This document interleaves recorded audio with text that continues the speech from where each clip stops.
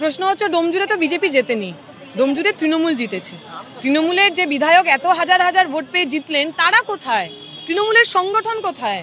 এত বড় কথা পশ্চিমবঙ্গের মাটিতে দাঁড়িয়ে তৃণমূলের জেতা আসনে কেউ বলছে আর তৃণমূল কিচ্ছু করছে না।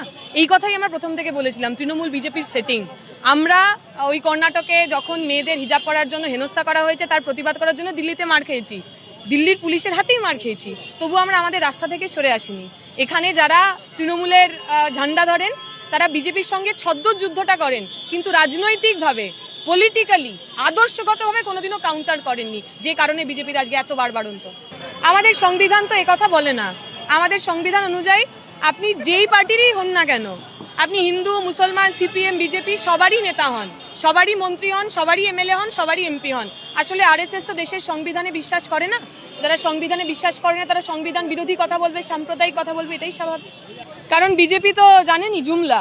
বিজেপি যা কথা বলেন মমতা ব্যানার্জির কথা অনুযায়ী প্রতিশ্রুতি মানেই প্রতারণা। আমরা সবাই জানতাম ওরা যা বলছেন সেটা জুমলা, সেটা মিথ্যে কথা, মানুষ সেটা বোঝেননি। আজকের দিনে দাঁড়িয়ে তৃণমূলের যে যে নেতাদের বিরুদ্ধে এবিভিপি কথাবার্তা বলছেন, তৃণমূলের যে দাদাদের বিরুদ্ধে এবিভিপি বড় বড় কথা বলছে, আজ থেকে 1 মাস, 2 মাস, 4 মাস, 5 মাসের মধ্যে তৃণমূলের সেই দাদারাই আবার এবিভিপির দাদা হবে এবং যা যা কাজ তারা তৃণমূলের হয়ে করতেন সে একই কাজ এবিভিপির হয়ে করবেন। এটাই নর্মাল, এটাই হবে।